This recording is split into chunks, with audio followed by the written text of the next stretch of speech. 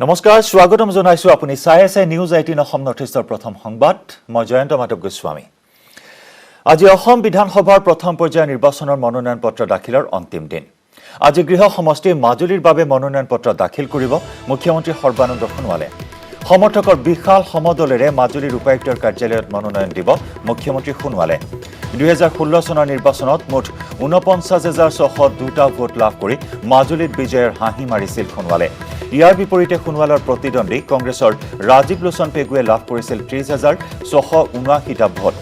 বিৰোধীৰ মহাজোঁট গঠন হোৱাৰ পিছত এইবাৰো সোণোৱালৰ সন্মুখত প্ৰতিদ্বন্দ্বী হ'ব ৰাজীৱ লোচন পেগু অৱশ্যে মাজুলী জিলা ঘোষণাৰ পৰা যোৰহাট মাজুলী দলঙলৈকে সমষ্টিবাসীক দিয়া প্ৰতিশ্ৰুতি পূৰণেৰে নিৰ্বাচনৰ দৌৰত আগবাঢ়ি আছে মুখ্যমন্ত্ৰী সৰ্বানন্দ সোণোৱাল বহু ৰথী মহাৰথীয়ে আজি অন্তিম দিনৰ মনোনয়ন পত্ৰ দাখিল কৰিব প্ৰথম পৰ্যায়ৰ নিৰ্বাচনৰ বাবে অন্তিম দিন আজি মনোনয়ন পত্ৰ দাখিলৰ আৰু আজিৰ দিনটোতে কেইবাগৰাকীও ৰথী মহাৰথী তথা গ্লেমাৰাছ প্ৰাৰ্থীয়ে দাখিল কৰিব মনোনয়ন পত্ৰ গৃহ সমষ্টি মাজুলীৰ বাবে মনোনয়ন পত্ৰ দাখিল কৰিব মুখ্যমন্ত্ৰী সৰ্বানন্দ সোণোৱালে বিশাল সমদলেৰে মাজুলীৰ উপায়ুক্তৰ কাৰ্যালয়ত মনোনয়ন পত্ৰ দাখিল কৰিব মুখ্যমন্ত্ৰী সোণোৱালে 2016 চনৰ নিৰ্বাচনত মুঠ ৪৯,৬০২টা ভোট লাভ কৰি মাজুলীত বিজয়ৰ হাঁহি মাৰিছিল সোণোৱালে মুখ্যমন্ত্ৰী সৰ্বানন্দ সোণোৱালৰ প্ৰতিদ্বন্দ্বী আছিল ৰাজীৱ লোচন পেগু ৰাজীৱ লোচন পেগুৱে লাভ কৰিছিল ৩০,৬৭৯টা ভোট মুঠ ১৮,০০০ৰো অধিক ভোটৰ ব্যৱধানত বিজয়ৰ হাঁহি মাৰিছিল মুখ্যমন্ত্ৰী সৰ্বানন্দ সোণোৱালে আৰু বিৰোধীৰ মহাজোঁট গঠন হোৱাৰ পিছত এইবাৰো সোণোৱালৰ সন্মুখত প্ৰতিদ্বন্দ্বী হ'ব ৰাজীৱ লোচন পেগু অৱশ্যে মাজুলী জিলা ঘোষণাৰ পৰা যোৰহাট মাজুলী দলঙলৈকে সমষ্টিবাসীক দিয়া প্ৰতিশ্ৰুতি পূৰণেৰে নিৰ্বাচনৰ দৌৰত আগবাঢ়ি আছে মুখ্যমন্ত্ৰী সৰ্বানন্দ সোণোৱাল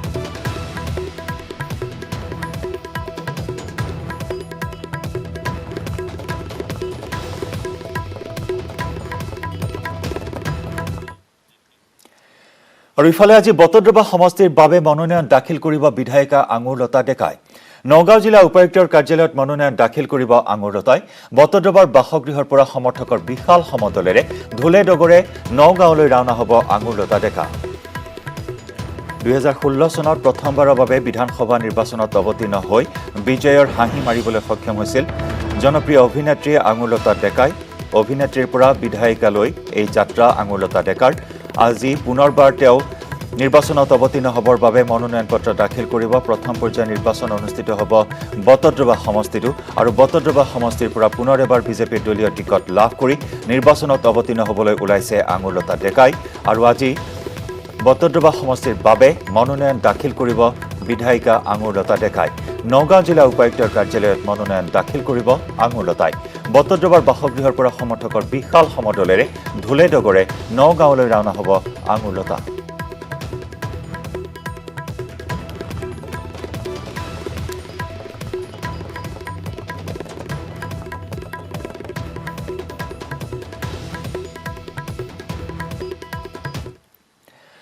আনহাতে আজি অসম বিধানসভাৰ প্ৰথম পৰ্যায়ৰ নিৰ্বাচনৰ মনোনয়ন পত্ৰ দাখিলৰ অন্তিম দিন আমি জনাই আহিছো এই খবৰ সোমবাৰে কেইবাগৰাকীও হাই প্ৰফাইল প্ৰাৰ্থীয়ে মনোনয়ন দাখিল কৰাৰ পিছত আজি অন্তিম দিনা কেইবাগৰাকীও প্ৰাৰ্থীয়ে মনোনয়ন দাখিল কৰিব মৰিয়নিৰ পৰা বিধায়ক ৰূপজ্যোতি কুৰ্মীয়ে আজি মনোনয়ন পত্ৰ দাখিল কৰিব ৰূপজ্যোতি কুৰ্মীকে ধৰি কেইবাগৰাকীও প্ৰাৰ্থীয়ে দাখিল কৰিব মনোনয়ন প্ৰতিগৰাকী প্ৰাৰ্থীয়ে নিজৰ সমৰ্থকক লৈ শক্তি প্ৰদৰ্শনৰ চেষ্টা কৰিব তিনিবাৰৰ বিধায়ক ৰূপজ্যোতি কুৰ্মীয়ে পুনৰ আজি মনোনয়ন পত্ৰ দাখিল কৰিব মৰিয়নি সমষ্টিক প্ৰতিনিধিত্ব কৰি অহা ৰূপজ্যোতি কুৰ্মীৰ মনোনয়ন পত্ৰ দাখিল আজি মনোনয়ন পত্ৰ দাখিল কৰিব বিধায়কগৰাকীয়ে কেইবাগৰাকী প্ৰাৰ্থী আজি মনোনয়ন পত্ৰ দাখিল কৰিব তাৰ ভিতৰত কেইবাটাও সমষ্টি যথেষ্ট আকৰ্ষণীয় হৈ উঠিছে এই আকৰ্ষণীয় সমষ্টিসমূহত প্ৰতিদ্বন্দ্বিতা আগবঢ়াব কেইবাগৰাকীও ৰথী মহাৰথী প্ৰাৰ্থীয়ে আৰু তাৰ ভিতৰত অন্যতম হৈছে ৰূপজ্যোতি কুৰ্মী আৰু ৰূপজ্যোতি কুৰ্মীয়ে আজি নিজৰ সমৰ্থকক লগত লৈ শক্তি প্ৰদৰ্শনৰ চেষ্টা চলাব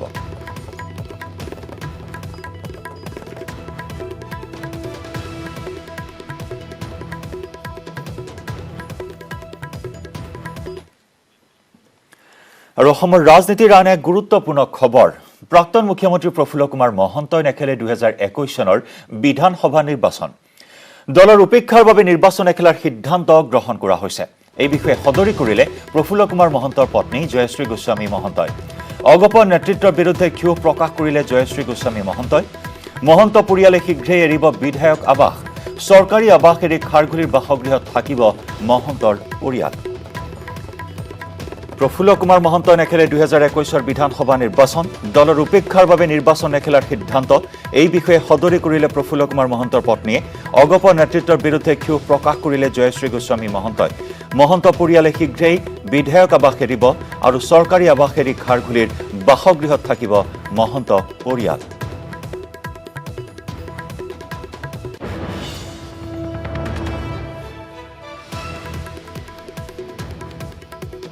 অজস্ৰ কাম তেওঁ প্ৰথম বাটকটীয়া অসমত গতিকে এই কামবোৰ এনআৰএলো অসম চুক্তিৰ আধাৰত কৰা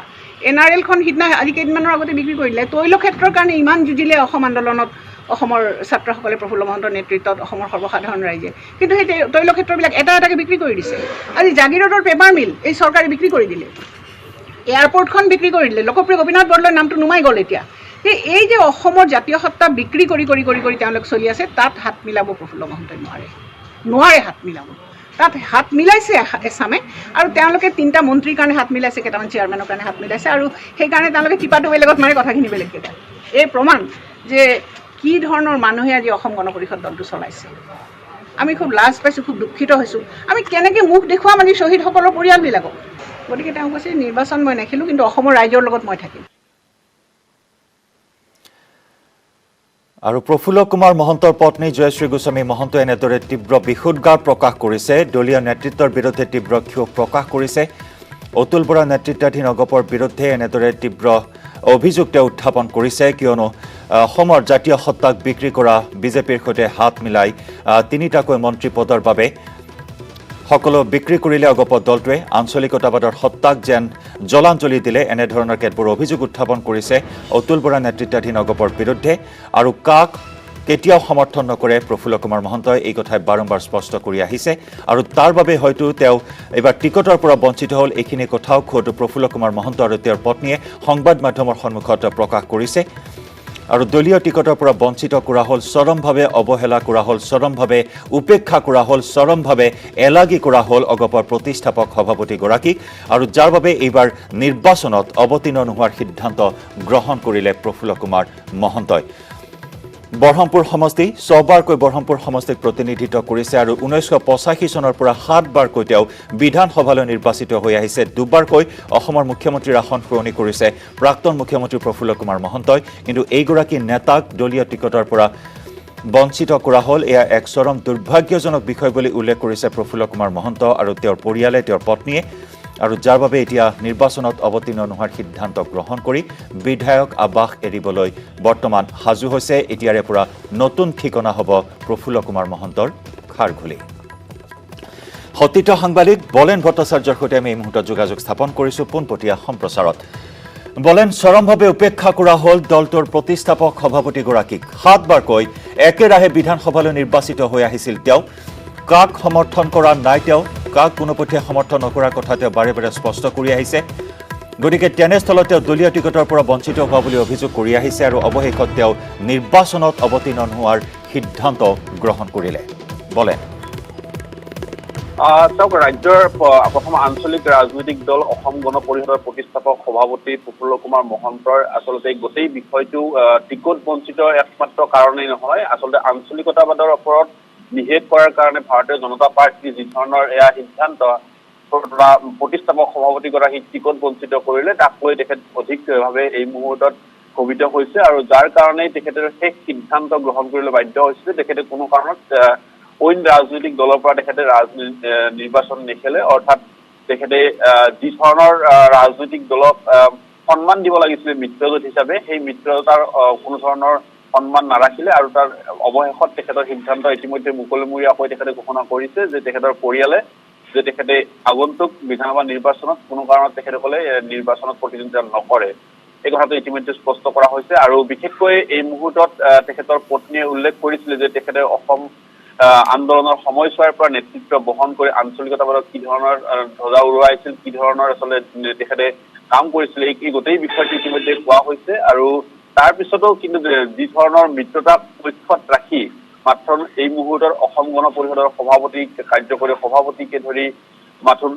তিনি নেতৃত্বই সেই সিদ্ধান্তৰ যি গ্ৰহণ কৰিছে সেই সিদ্ধান্তই দলটোক একমাত্ৰ অসম গণ পৰিষদক ভৱিষ্যত দিনত নিষেধ কৰাৰ কাৰণে এয়া যেন এক চক্ৰান্ত সেয়া তেখেতসকলে উল্লেখ কৰিছে আৰু লগতে তেখেতসকলে উল্লেখ কৰিছে যে যি কাৰ্যকাল দীঘলীয়া 40 বছৰীয়া কাৰ্যকাল বৰহমপুৰৰ পৰা নেতৃত্ব বহন কৰি আহিছিলে প্ৰাক্তন মুখ্যমন্ত্ৰীগৰাকীয়ে সেই বৰহমপুৰৰ পৰা নেতৃত্ব গ্ৰহণ কৰি অহা প্ৰফুল্ল কুমাৰ মহন্তই এতিয়া অৱশেষত তেখেতৰ ঠিকনা সলনি কৰিবলৈ ৰাজি হৈছে তেখেতে ঠিকনা সলনি কৰাৰ সিদ্ধান্ত গ্ৰহণ কৰিছে কাৰণ যিহেতুকে তেখেতসকলে 21 নিৰ্বাচনত প্ৰতিদ্বন্দ্বিতা নকৰে সেয়ে তেখেতসকলে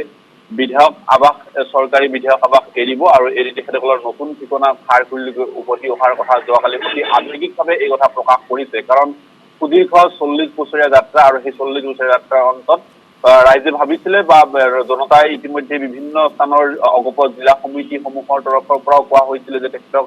বিভিন্ন সমষ্টিৰ পৰা তেখেতক প্ৰতিদ্বন্দ্বিতা কৰাৰ কাৰণে তেখেতক আহ্বান জনাইছিলে পৰামৰ্শ আগবঢ়াইছিলে কিন্তু ৰাইজৰ যি ধৰণৰ আহ্বান বা সেই পৰামৰ্শক তেখেতে কিন্তু এই মুহূৰ্তত গ্ৰহণ কৰা নাই তেখেতে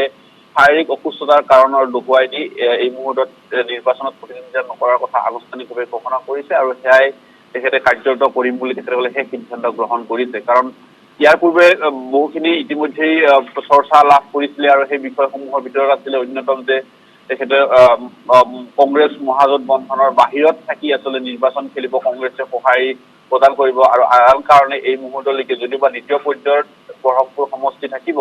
এই মুহূৰ্তলৈকে কংগ্ৰেছৰ তৰফৰ পৰা তালিকা প্ৰকাশ কৰা হোৱা নাছিলে আৰু সেই গোটেই বিষয়টো চৰ্চাত আছিলে কিন্তু তাৰ মাজতে এই মুহূৰ্তত আনুষ্ঠানিকভাৱে সেই কথাটো প্ৰকাশ কৰাৰ পিছতে ইতিমধ্যে বিভিন্ন যিসকলে আঞ্চলিকতাবাদত বিশ্বাসী বা অসম গণ পৰিষদৰ পূৰ্বৰে পৰা দীঘলীয়া সময় কাৰ্যনিৰ্বাহ কৰি আহিছে দলটোক ভাল পায় দলটোৰ সৈতে কাম কৰিছিলে সেইসকল লোকে তেখেতৰ এই সিদ্ধান্তক কিন্তু অতি সহজে ল'ব পৰা নাই কাৰণ প্ৰতিষ্ঠাপক সভাপতিগৰাকী আজি দলটোৰ মজিয়াৰ পৰা বঞ্চিত হৈছে প্ৰতিষ্ঠাপক সভাপতিগৰাকী সেই সময়লৈকে তেখেতৰ যিখিনি দলে সন্মান দিব লাগিছিলে সেই দলে সন্মান দিয়াৰ পৰা তেখেতক বঞ্চিত কৰিছে এই সকলোবোৰ দিশ কিন্তু এই মুহূৰ্তত দেখিব পোৱা গৈছে যে নিৰ্বাচনৰ প্ৰাক মুহূৰ্তত তেখেতৰ এই ধৰণৰ সিদ্ধান্ত তথা দলীয়ভাৱে যিসকল সতীৰ্থই যি আশা কৰিছিলে আচলতে এটা মিত্ৰজোঁটত থকা দলৰ পৰা যিখিনি আশা কৰিছিলে সেই আশা কৰাখিনি ধৰণে নাপালে আৰু যাৰ কাৰণে আজিৰ তাৰিখত মহন্তৰ শেষ আৰু অসমবাসীৰ লৈকে এই মুহূৰ্তত তেখেতে উল্লেখ কৰিছে এই কথা যে তেখেতৰ পৰিয়ালে যে কোনো কাৰণত তেখেতসকলে 21 নিৰ্বাচনত প্ৰতিদ্বন্দ্বিতা নকৰে 21 নিৰ্বাচনত তেখেতে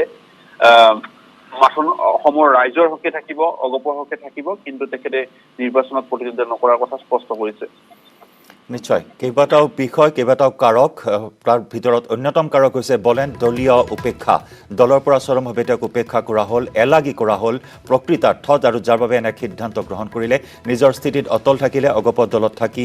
তেওঁ নিৰ্বাচন নেখেলাৰ সিদ্ধান্ত গ্ৰহণ কৰিলে ধন্যবাদ জনাইছোঁ বলেন ভট্টাচাৰ্য এই মুহূৰ্তত আমি পৰৱৰ্তী সময়ত আপোনাৰ সৈতে সংযুক্ত হ'ম যিহেতু দিছপুৰৰ পৰিৱৰ্তে এতিয়াৰে পৰা প্ৰফুল্ল কুমাৰ মহন্তৰ নতুন ঠিকনা হ'ব খাৰঘুলি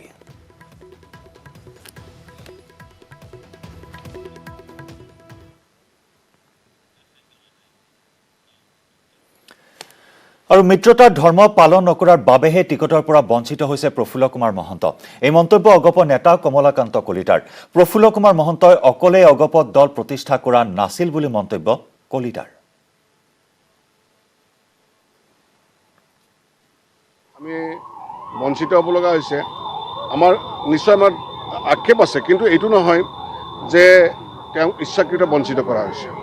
দলৰ বিভিন্ন পৰিস্থিতিৰ কাৰণে কেতিয়াবা আপোচ কৰিব লগা হয় আৰু যদি আমি অকলশৰীয়া থাকে তেতিয়াহ'লেতো এইবিলাক কথা নাহে মিত্ৰতাত যিটো আমি মিত্ৰতা ধৰ্ম পালন কৰিবৰ কাৰণে হয় মিত্ৰতা ধৰ্ম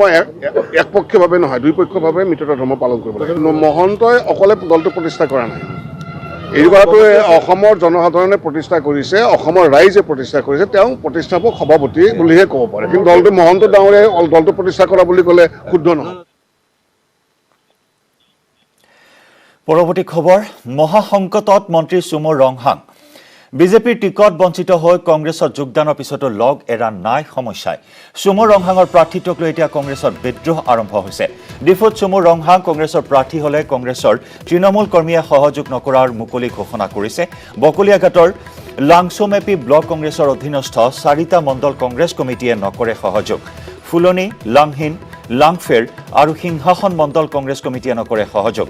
সোমবাৰে বকলিয়াঘাটত 4টা মণ্ডল কংগ্ৰেছ কমিটিৰ যৌথ সংবাদমেলত এই কথা ঘোষণা কৰা হয় বুথ লেভেলৰ কৰ্মী শীৰ্ষ নেতৃত্বই গুৰুত্ব নিদিয়াৰ অভিযোগ উত্থাপিত হয়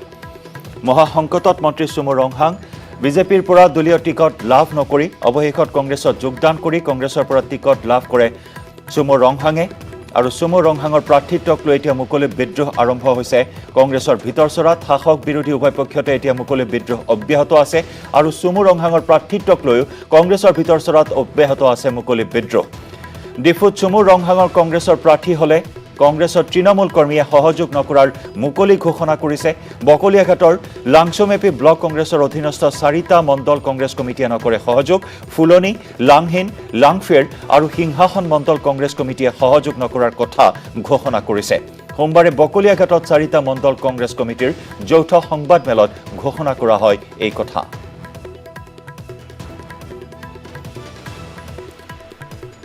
আৰু এগৰাকী সচেতন ব্যক্তি হাওড়াঘাটৰ পৰা এই মুহূৰ্তত আমাৰ সৈতে ফোন লাইনত সংযুক্ত হৈ আছে ডাঙৰীয়া স্বাগতম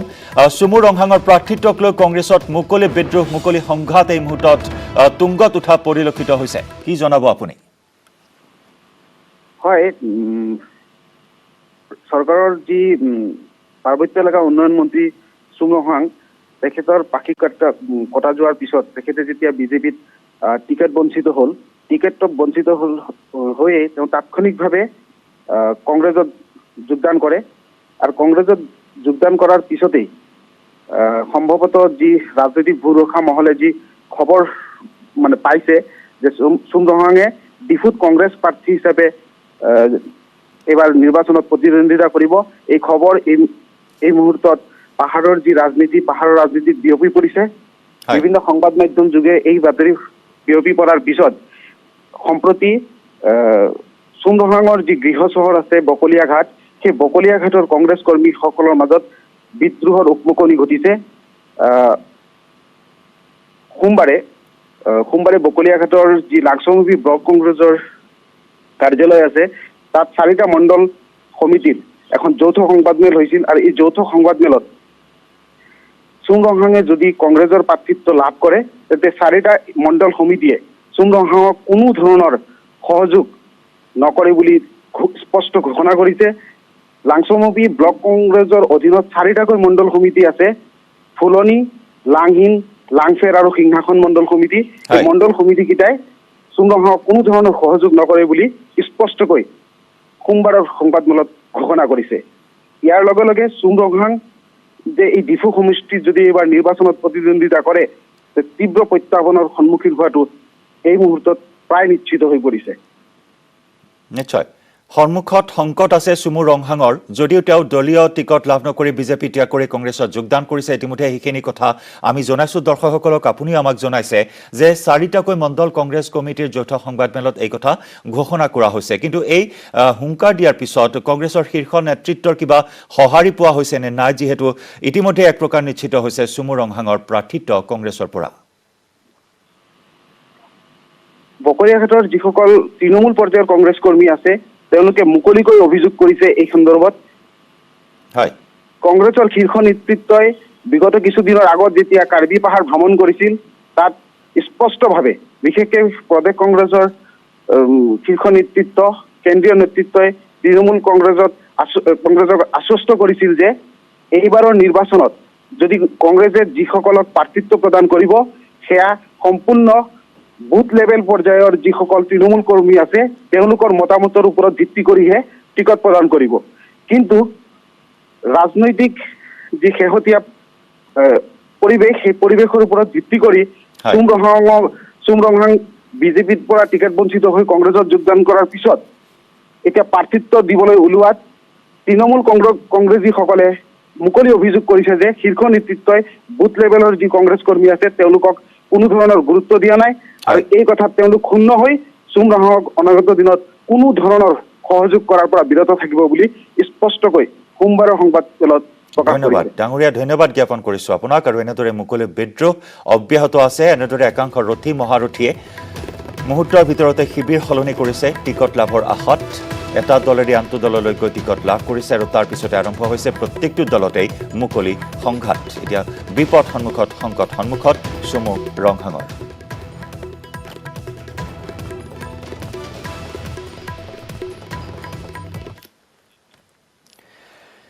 গোৱালপাৰাত জব্দ লক্ষাধিক টকা দুখন গাড়ীৰ পৰা জব্দ কৰা হয় 4,85,000 টকা জলেশ্বৰৰ AIDFৰ প্ৰাৰ্থী ৰফিকুল ইছলামৰ গাড়ীৰ পৰা জব্দ কৰা হয় 2 লাখ টকা ব্যৱসায়ী ৰোহিত জৈনৰ গাড়ীৰ পৰা জব্দ কৰা হয় 2,85,000 টকা গোৱালপাৰা দুৰ্গা মন্দিৰত চলিছিল আৰক্ষীৰ নাকা চেকিং আৰু আৰক্ষীৰ নাকা চেকিংতে জব্দ কৰা হয় 2,85,000 নগদ ধন দুখন বাহনত অভিযান চলোৱা হৈছিল তালাচী চলোৱা হৈছিল আৰু দুখনকৈ গাড়ীৰ পৰা জব্দ কৰা হৈছে 4,85,000 টকা জলেশ্বৰৰ AIDFৰ প্ৰাৰ্থী ৰফিকুল ইছলামৰ গাড়ীৰ পৰা জব্দ কৰা হৈছে 2 লাখ টকা আনহাতে ব্যৱসায়ী ৰোহিত জৈনৰ গাড়ীৰ পৰা জব্দ কৰা হৈছে 2,85,000 টকা গোৱালপাৰাৰ দুৰ্গা মন্দিৰত চলিছিল আৰক্ষীৰ নাকা চেকিং বেছিভাগ আমি নাকা চেকিং কৰোঁতে এখন গাড়ী আমি দুৰ্গা মন্দিৰৰ ওচৰত গোৱালপাৰা টাউনত দুৰ্গা মন্দিৰৰ ওচৰত 2,85,000 টকা কেৰি কৰি আনোতে পোৱা গৈছে আমি এজ পাৰ প্ৰচিডিউৰ আমি কাৰ্যবাহী দণ্ডাধীশৰ প্ৰেজেঞ্চত চিজ কৰা হৈছে এইখিনি ভেৰিফাই কৰা হ'ব ক'ৰ পৰা কেনেকৈ আনিছে আৰু অন্য এখন গাড়ীটো আমি পাইছোঁ কেছ এমাউণ্ট সেইখিনি এটা চিজাৰ প্ৰচিডিউৰ চলি আছে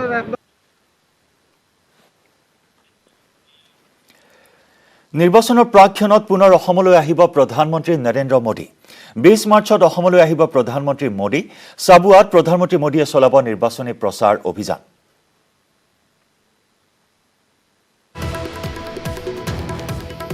পুনৰ এবাৰ অসমলৈ আহিব ভাৰতৰ প্ৰধানমন্ত্ৰী নৰেন্দ্ৰ মোদী নিৰ্বাচনৰ দিন ঘোষণা হোৱাৰ পাছত অসমলৈ আহিব প্ৰথম পৰ্যায়ৰ নিৰ্বাচনৰ প্ৰচাৰ অভিযানৰ বাবে ভাৰতৰ প্ৰধানমন্ত্ৰী নৰেন্দ্ৰ মোদী ইয়াৰ পূৰ্বে তিনিবাৰকৈ তেওঁ আহিছে বিধানসভা নিৰ্বাচনৰ ৰণসিঙা বজাবলৈ আকৌ এবাৰ ৰণদুন্দভি বজাবলৈ আহিব প্ৰধানমন্ত্ৰী নৰেন্দ্ৰ মোদী এইবাৰ 20 মাৰ্চত চাবুৱালৈ আহিব প্ৰধানমন্ত্ৰীগৰাকী চাবুৱাত প্ৰধানমন্ত্ৰী মোদীয়ে চলাব নিৰ্বাচনী প্ৰচাৰ অভিযান আৰু চাবুৱাত প্ৰধানমন্ত্ৰীৰ আগমনক কেন্দ্ৰ কৰি এই মুহূৰ্তত যথেষ্ট উৎসাহিত হৈ উঠিছে বিজেপিৰ কৰ্মীসকল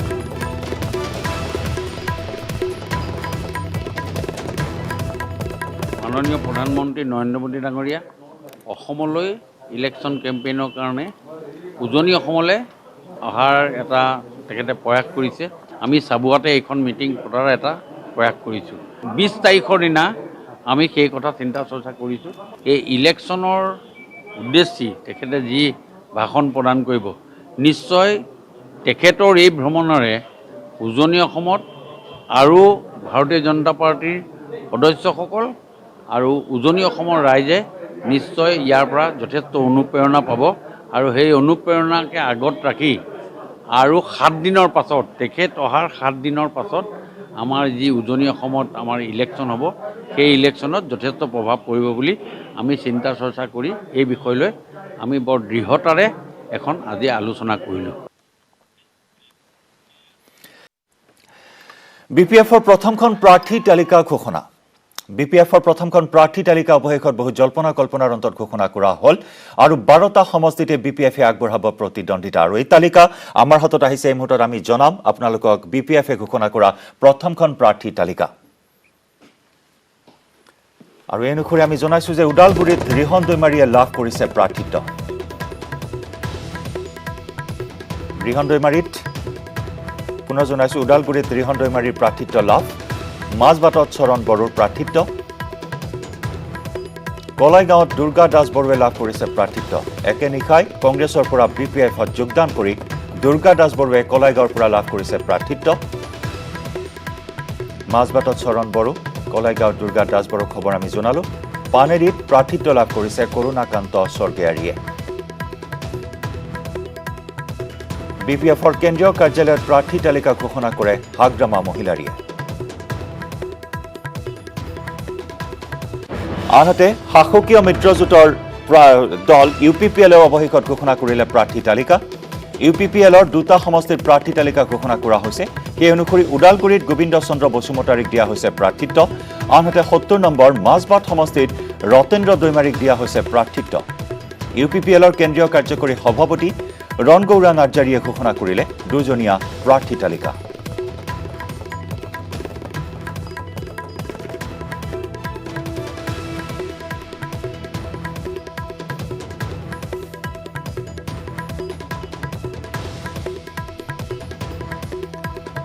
মাহেকীয়া লজ্জা নহয় মাহেকীয়া আমাৰ গৰ্ব এইটো এটা অতি গুৰুত্বপূৰ্ণ ৰাষ্ট্ৰীয় বিষয় সজাগতাৰ অভাৱৰ বলি হৈছে লক্ষ লক্ষ কন্যা সন্তান মাহেকীয়াৰ বিষয়টো পাঠ্যক্ৰমভুক্ত হোৱা উচিত এই বিষয়ে আহ্বান জনালে গেষ্ট্ৰো কনসালটেন্ট গেষ্ট্ৰোএন্টাৰলজিষ্ট ডাক্তৰ মুকেশ আগৰৱালাই আহক আমি সকলোৱে অংশ লওঁ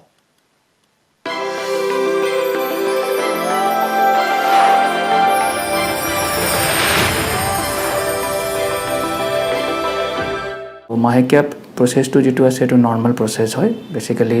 এটো মানে তেতিয়া ছোৱালীবিলাকে এটা বয়স এটেইন কৰে ধৰক 13 বা 14 ইয়াৰ্স তেতিয়া এটো এটা নৰ্মালি তেওঁলোকে মাহেকীয়াটো হয় এটোৰ কাৰণে কোনো আচৰিত হ'ব লগা কথা নাই এটো যিকোনো টাইমত হ'ব পাৰে তে ধৰক কেতিয়াবা তেনেকুৱা দেখা যায় যে এটো স্কুলত গৈছে স্কুলত সাডেনলি এটো মাহেকীয়া প্ৰচেছটো ষ্টাৰ্ট হৈ যায় তেতিয়াহলে মানে ছোৱালীজনী হওক বা বাকিবিলাকে হওক মানে এটা ফিয়াৰ এটা ডেভেলপ কৰে মানে ভয় খাই যায় তেনেকৈ এটো ভয় খাব লগা কোনো ইভেন্টছ নহয় এটো এবনৰ্মাল প্ৰচেছ নহয় এটো নৰ্মাল মানে এটো নৰ্মাল এটা বয়সত এটো ডেভেলপ হ'ব সবৰ কাৰণে হেতু কাৰণে যদি আগৰ পৰাই তেওঁলোকে যদি অলপ ইনফৰমেশন মানে জ্ঞানটো থাকে যে মাহেকীয়া প্ৰচেছটো এটো বয়সত এনেকা হ'ব পাৰে তাতে কি এক্স্যাক্টলি হয় হেতু মানে ইনফৰমেশনটো ধৰক তেওঁ ঘৰৰ মানে মাকৰ ফালৰ পৰা বা টিচাৰৰ ফালৰ পৰা যদি আগৰ পৰা অলপমান মানে জনা যায় তেতিয়া এটো সাডেনলি ডেভেলপ কৰিব তেতিয়াহলে এটো সেই ভয় ভাৱটো নাথাকিব মানুহ এটা বেলেগ ষ্টেজৰ পৰা আগবাঢ়ি যায় যেনেকৈ এটা চিলড্ৰেনৰ পৰা এডলসেন্ট পিৰিয়ড বুলি কয় তাৰ পিছত এডাল্টহুড হ'ব তাৰ পিছত বুঢ়া বয়সত যাব কিছুমান হৰম'নাল চেঞ্জেছৰ কাৰণে এইবিলাক নৰ্মাল প্ৰচেছ যেটো ছোৱালীবিলাকে মানে বহন কৰিব লগা হয় মেইনলি ইম্পৰ্টেণ্ট আছে যে মানে সবে মানে যেটা হাইজিনটো যেটা মেইনটেইন হয় হেতু মেইনটেইন কৰিব লগা হয় আৰু হেতুৰ বিষয়ে অলপমান জ্ঞানটো যদি আগৰ পৰাই যদি মানে পোৱা যায় মাকৰ ফালৰ পৰা বা স্কুলতো যদি এই কাৰিকুলামত যদি এই বস্তুটো ইনক্লুড কৰা যায় তেতিয়াহলে এই মানে যেটো এটা মানে ফেয়াৰ এটা ডেভেলপ হয় হেতুৰ পৰা আমি প্ৰিভেন্ট কৰিব পৰা যায় সো মই ভাবো যে এটো এটা গুড ইনিচিয়েটিভ যেটো নেটৱৰ্ক 18 লৈছে a period of pride, एक स्वच्छ सोच।